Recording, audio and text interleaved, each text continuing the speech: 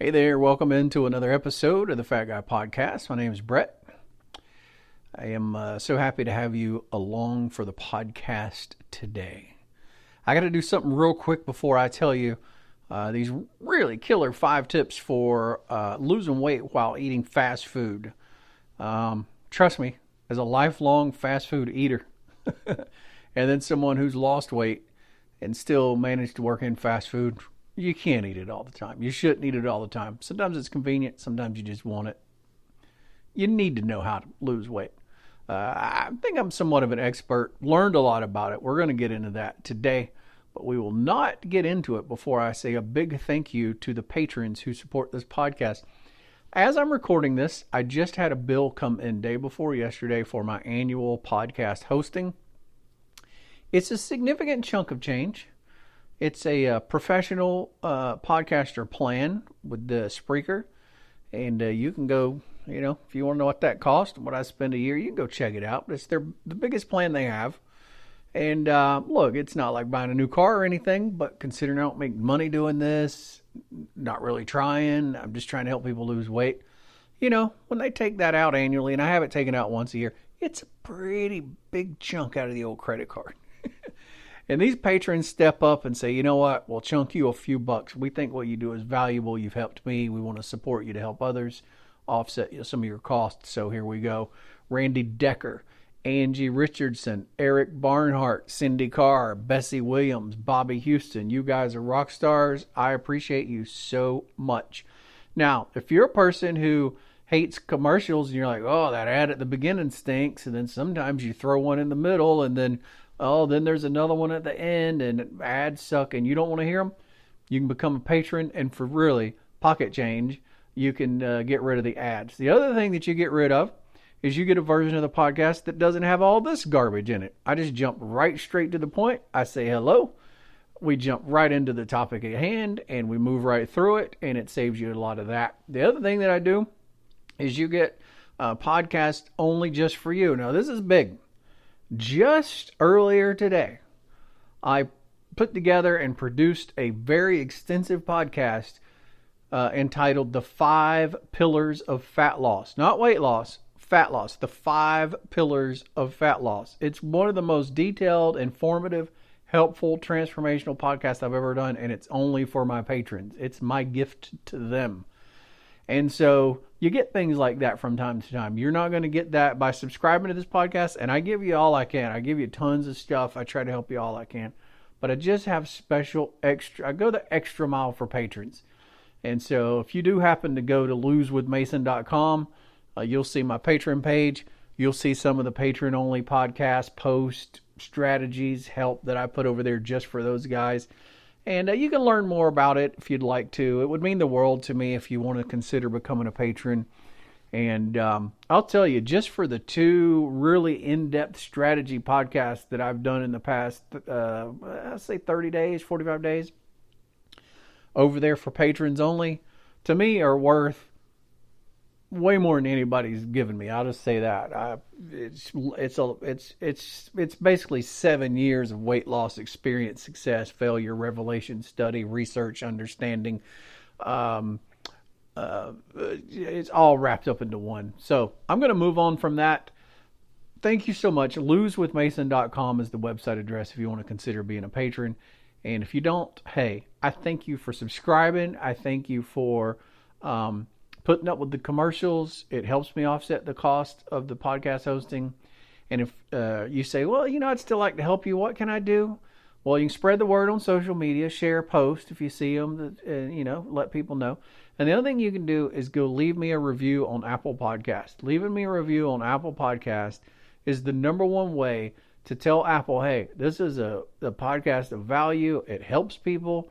It's helped me. It's not a bunch of junk. It's not garbage. It's valuable. It's worth me taking, 2 minutes to give it a 5-star rating and give a few words about what I like about it. It'd mean the world to me if you did that. Let's jump right into it, shall we? Hello there. Here we go. Healthy fast food. How to eat healthy and lose weight at fast food. Now, you can't just eat as much as you want of anything and lose weight. And that applies to whether you're at home cooking your own meals, whether you're in a sit-down restaurant, whether you're at a drive-thru.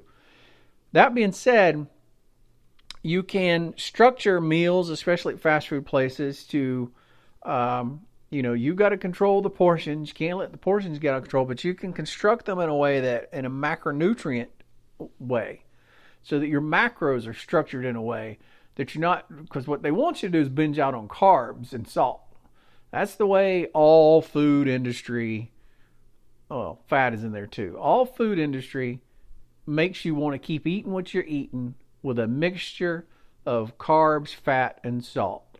It's called the bliss point. They pay scientists hundreds of thousands of dollars a year, every year, to specifically manufacture their foods to hit the bliss point, the perfect blend of salt, fat, and carbohydrate. Notice they don't mention protein. Protein is the macronutrient you want if you want to lose weight. And you're going to find that a majority of my tips I'm going to give you involve protein. And tip number 1 is absolutely about protein. If you're getting burgers, stack up the beef. You want to max the protein and minimize the carbs. Now, there's a couple of ways you can do it. So I'll give you some ideas, and from there you can be creative. I'm not going to tell you exactly what to eat, exactly what to order. I'd rather you understand the concept, and then no matter where you go, you can make it work for yourself, right? So here's a great example. It's been about 2 weeks ago now. I was really wanting a Bacon King from Burger King.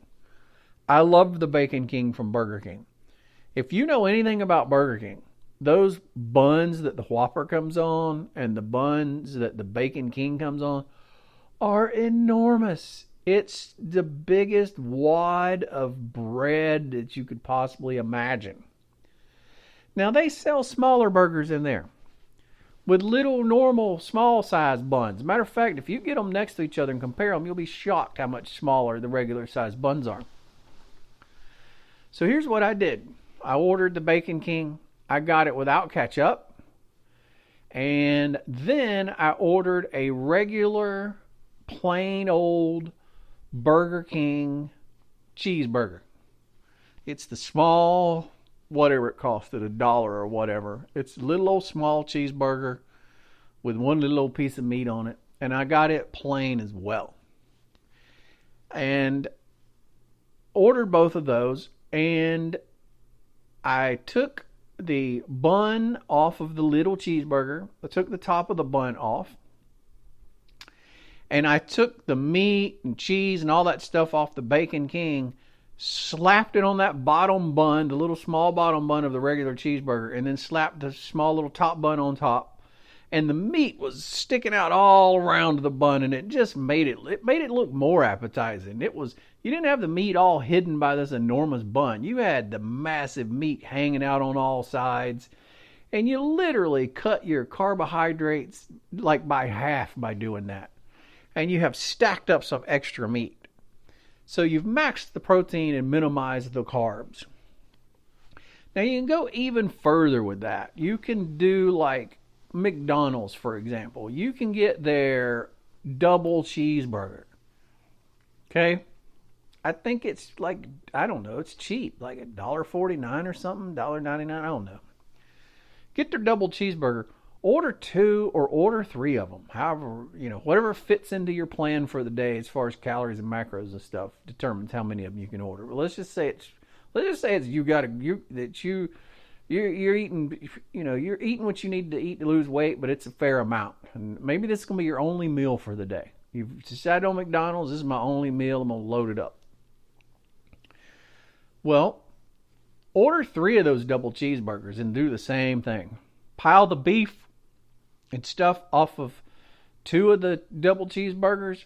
Stack them all between the little buns of just one. So you've got top and bottom bun, little bitty buns from those cheap double cheeseburgers.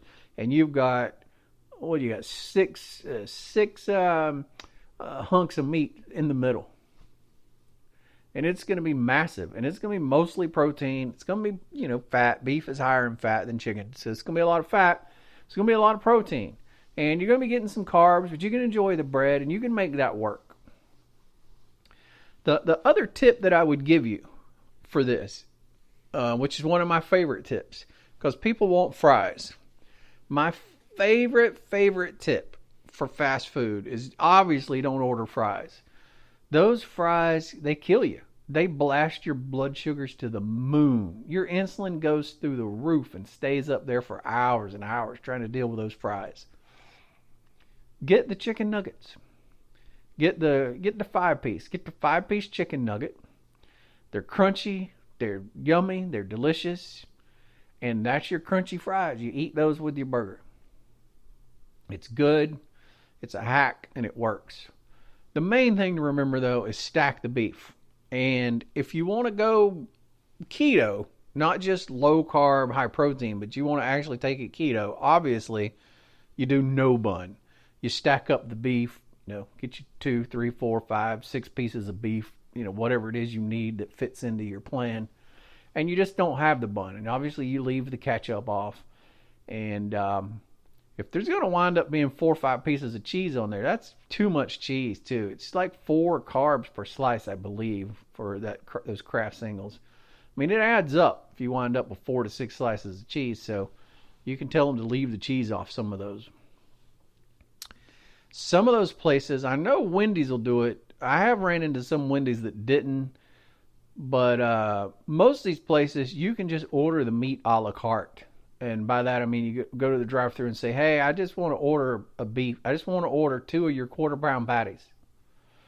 And so it's cheaper. That way you're not paying for the burger. Because a lot of people will go and order the burger and they'll take the bun off. Or they'll order the burger without the bun. And if you order the burger without the bun, they'll sell it to you. And they'll put the burger in a nice bowl for you or whatever and give you a fork. And they're very nice about it. But they're charging you for the whole burger. And you're not eating the whole burger. So always ask first. If you're in the keto, I'm not eating any kind of bread place in your life. And I'm not advocating either one. You know which one's best for you. If it's the keto side, just ask them if you can order 2 quarter-pound patties. Just say, I'd like to order 2 of your quarter-pound patties by themselves plain. Just as a individual item. And if they can't, they'll say no. It's no big deal. You move on. All right. I think I've beat that to death. So we'll move on to number 2, which is really almost identical to number 1. Number 1 is stack the beef. Number 2 is stack the chicken. Same thing. You're stacking the chicken. You want the protein. You want to max that protein out. So if it's a chicken sandwich, you want to, try to order the chicken a la carte just by itself so you can get 2 of the, if it's a grilled chicken, say, I'd just like to order 2 plain grilled chicken patties. I don't want a sandwich. I just want 2 patties. But if you have to order the sandwich, it's fine. Order 2 sandwiches. Put 2 pieces of chicken breast on 1 bun. That way you've maxed out the protein. Maybe only eat half the bun. Obviously, if you're keto, you're eating none of the bun. You got to figure out what works best for you. The main thing is max that protein out. The protein does a lot of things. I've covered this in other podcasts, but it keeps you full. It keeps you way fuller than fat does. And this is something that was shocking for me to learn because I've been keto a long time, lost a lot of weight on keto. And I think keto is fine up to a point. But I like what I'm doing now better, which is essentially keto, but it's just a high protein, low to moderate fat version of keto. It's basically Atkins is what it is. I feel fuller longer. I'm more satisfied, and I'm getting the thermogenic effect of protein. So I just quickly want to tell you, ketogenic is about feeling full from fat and not spiking your blood sugar. Atkins or a high protein, low moderate fat version is all about getting satiated from protein and keeping the fat down low, which coincidentally keeps the calories down low because there's half as many calories as protein as there is in fat. And then the other effect you get that most people don't know about is 30% of the calories you eat from protein gets burned up just digesting the protein.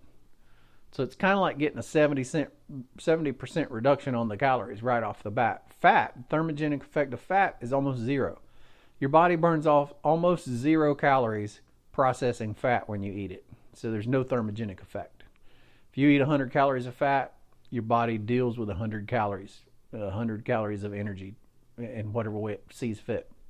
You eat 100 calories of protein, 30 of those calories get burned in the digestion process. So it's a huge advantage. It's called the protein advantage. It's a thermogenic advantage. Nevertheless, stack the chicken up. Let's say you're getting a salad. You're getting one of those salads and you're smart about it. You're not getting the crazy salad dressings that's going to send the carbs and calories through the roof. You're just getting a nice simple salad, and you're either just going to eat it plain with a chicken, or you have a good salad dressing to put on it that you know is good. If it doesn't come with chicken, order chicken and put it on it. If it comes with chicken, or tell them you want double the chicken. And if they want double the chicken on the salad, order a chicken breast on the side and ask them to cut it up. Be creative and don't be afraid to ask. Again, the worst thing they can tell you is no. That's the worst thing they can tell you is no. So make your food about the protein. You want that protein to fill up the plate or fill up the bowl. You want it to be massive. It's going to fill you up. You're going to be full. You're going to be satisfied for hours. Hunger isn't going to come back.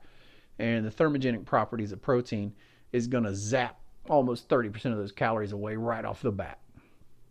That's tip number 2. Tip number 3 is about salads specifically, and I kind of already addressed it in 2, but we'll get to it. You need to research the salad dressings online. Many of these salad dressings that sound healthy or they sound low carb just by the name of them. I'll give you a great example. For a long time, I thought balsamic vinaigrette was a low carb. I'm like, it's just some kind of, I don't know what balsamic means, but I know vinaigrette is vinegar based, which is not carb, so it should be good.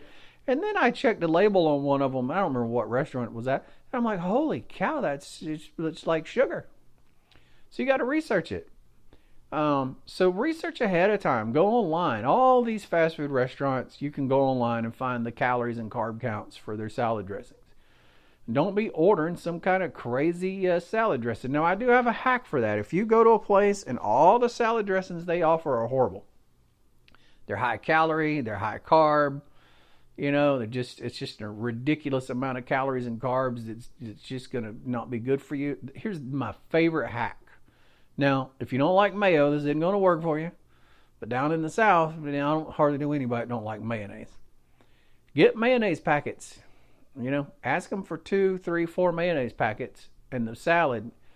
And you pop the lid on that salad and you take that mayo and you just squirt it all in there. And see if they'll give you a slice of lemon. Say, can I have a slice of lemon or a lemon wedge? And then get the packets. And you squirt that mayo all over there and then spritz some of that lemon in there and mix it around real good. That's just one of the best homemade, no carb, good to go salad dressings ever. So there's a little hack for you, especially for you keto people, because you don't mind the high fat. Now, if you're a person that's trying to be more protein, try to get by with 1 pack of mayo, or better yet, just learn to eat salad and chicken and, just the lemon with no mayo. Either way, depending on what your philosophy is, you're good to go. And I'm not trying to force one philosophy or the other down your throat. Just trying to help you succeed. Number 4 is another very specific tip, and it's for Taco Bell only, although it would work for places like Chipotle, Del Taco, which doesn't exist in where I live anymore, but it's around the country. These other places like this. You got to get a taco bowl. It's tell them you want the burrito, whatever burrito it is you like. I want the burrito, but I want it in a bowl with no tortilla. And they'll do that. And if it has beans and rice in it, tell them you don't want the beans and the rice, and then you load up with extra beef or extra chicken. If it's a burrito that comes with beef, tell them you want to double the beef. If it's a burrito that comes with chicken, tell them you want to double the chicken. Tell them to kick the beans to the curb. Tell them to kick the rice to the curb.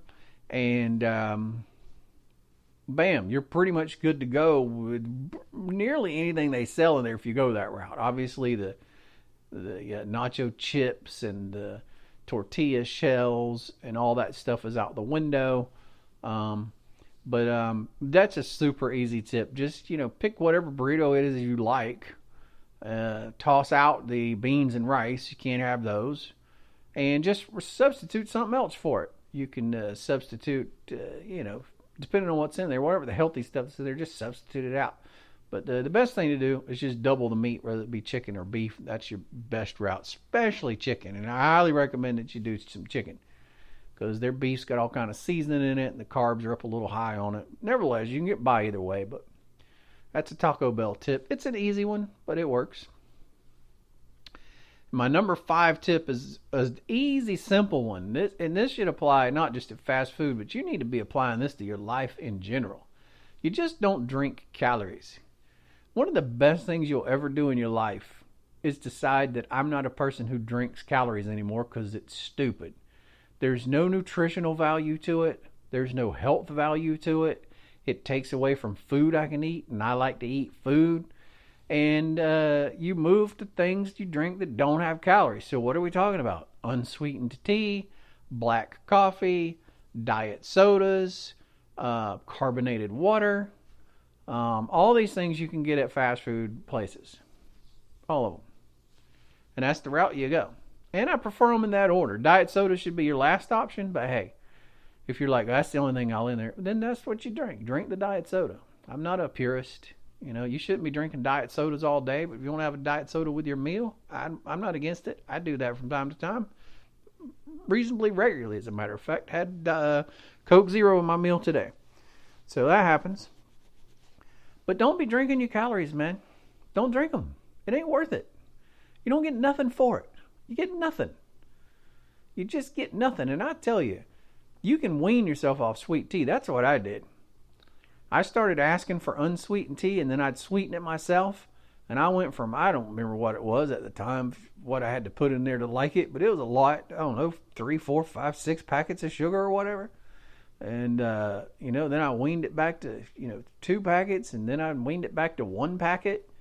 And then I changed from sugar and went to the pink packets, I think is the one I like. Is it pink? I don't know. Whichever one is sweet and low or the generic sweet and low.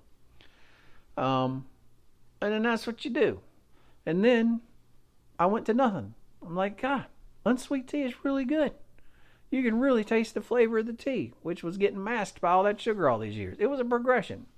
But you can do it if you'll make it a goal to do it. People always go, I want to drink what I like. Do you understand? Let me blow your mind right now. If you'll be open. Open your mind and allow me to blow your mind right now. Do you know that everything you like, you were conditioned to like it? Like, you didn't pop out of your mama's womb liking it. You were conditioned to like it.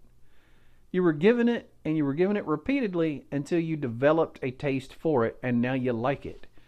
You can repeatedly give yourself something else and develop a taste for it and really like it, and it'll be just as good as the thing you gave up. But you have to accept that. I'm not giving something up. I'm adopting something new that I'm going to like just as much. It's crazy how that works. None of us popped out of the womb dying to have 8 packets of sugar in a glass of tea. That's something we learned from our Nana's tea, or Mimi's tea, or Grandma's tea, whatever you call it, or Granny's tea, or your mama's tea, or your daddy's tea, or your cousin's tea, or your Aunt Susan's tea. Somebody put that in you until you developed a taste for it, and now you believe that's what tea has to taste like. You didn't pop out thinking that you had to have that. It was impressed upon you through repetition. You continually getting it till you become to believe that that's what it is. That's the same thing you do to adopt something different. Repetition. You just go to repetition to something different. And before you know it, that's your thing that you like. I can't tell you how much I love the taste of unsweetened tea, which, 6 years ago or something, if you suggested I drink unsweetened tea, I'd have said, what are you, crazy? How nasty is that? And it was nasty. I didn't enjoy it at all. I didn't enjoy it none. I enjoy it now, though. It's crisp. It's more refreshing. You get a better, stronger tea flavor. But I digress. I hope that these 5 tips have helped you in some way. If you missed out on it or whatever, of course, you can always rewind this and take some notes. These are ways you can work being out and about with your family or friends or on the road for work or whatever you're out doing. You can healthfully and in a weight loss way maximize your results while still eating at fast food places. I hope that this podcast has helped you in some way. Don't forget, one of the biggest things you can do for me, if nothing else, is to go to Apple Podcasts and rate this. We love 5 stars. Been a while since I got one. You could make my whole year if you do that. You could also make me smile in an enormous way if you decided to become a patron. Don't forget, patrons get no commercials. They get no long bloated intros. They get the podcast 3-4 days ahead of anybody else, the public, getting them. They also get podcasts that only they get, like the 5 Pillars of Fat Loss that I just posted over there earlier today, which may be the best podcast episode I've ever done for helping people take control of their life and their weight. Either way, I appreciate you, and I thank you so much. Follow us on social media. Remember, we're the Fasting Guy now. We used to be the Fat Guy Podcast. Now it's the Fasting Guy Podcast. And I have successfully got the name changed on all the social media. So it's Fasting Guy Podcast on Twitter, Instagram, and Facebook. Fasting Guy Podcast. We'll talk to you next time. Appreciate you so much.